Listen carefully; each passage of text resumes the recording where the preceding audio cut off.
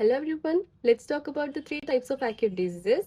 The first is the acute individual disease, second is the acute sporadic disease, and lastly the acute epidemic disease.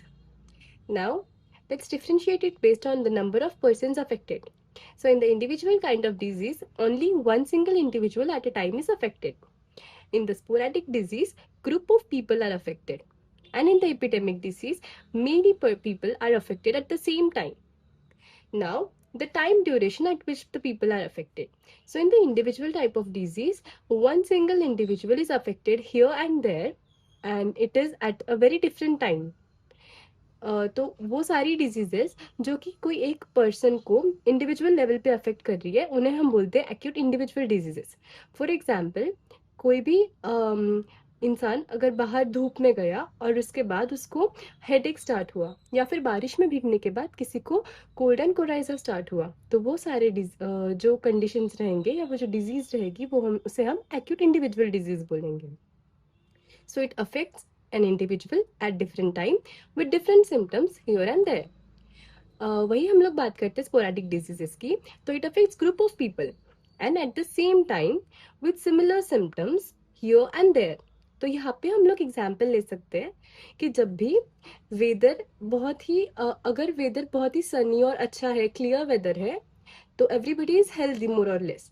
But जैसे ही डैम्प wait weather हुआ, बहुत ज़्यादा बारिश start हो गई, तो वो पीरियड में एक जो ससेप्टेबल ग्रुप ऑफ पीपल होते हैं या फिर जिनकी इम्यूनिटी कम होती है, ऐसे बहुत सारे लोग होते हैं जो एक साथ पे बीमार होना स्टार्ट होते हैं. फॉर एग्जाम्पल फ्लू या किसी ऐसे वायरल इन्फेक्शन से. तो उसे हम कंसिडर कर सकते हैं स्पोरेडिक डिजीज, जहाँ पे ग्रुप ऑफ पीपल अफेक्ट हो रहे हैं जो कि एक साथ में हो रहे हैं और उनके सबके सिम्टम्स मोर और लेस एक जैसे रहेंगे. और इनके जो कॉजेज होते हैं ये मेटेओरिक या फिर टेल्योरिक कॉजेज होते हैं.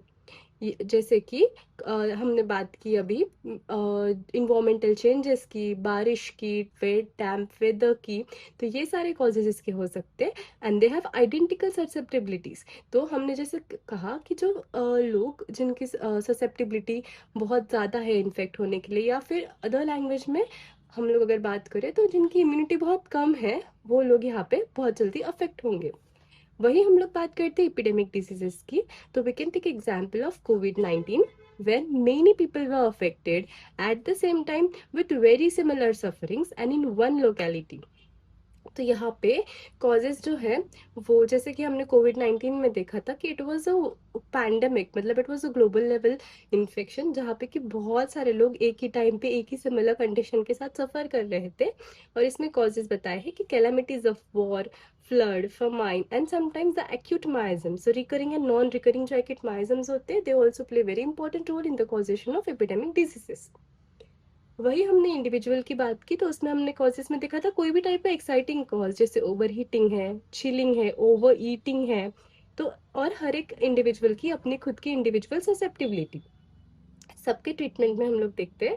तो ट्रीटमेंट में इंडिविजुअल डिजीज जो है उसमें हर किसी का हम लोग टोटलिटी ऑफ सिम्टम लेके एक से मिनिमम प्रिस्क्राइब करेंगे. सिमिलरली स्पोरेडिक कंडीशंस में भी person to person remedy differ करेगी, क्योंकि हर किसी का इंडिविजुअलिटी अलग रहेगा. लेकिन वही एपिडेमिक कंडीशंस में doctor Hahnemann has recommended to give genus epidemicus. Thank you.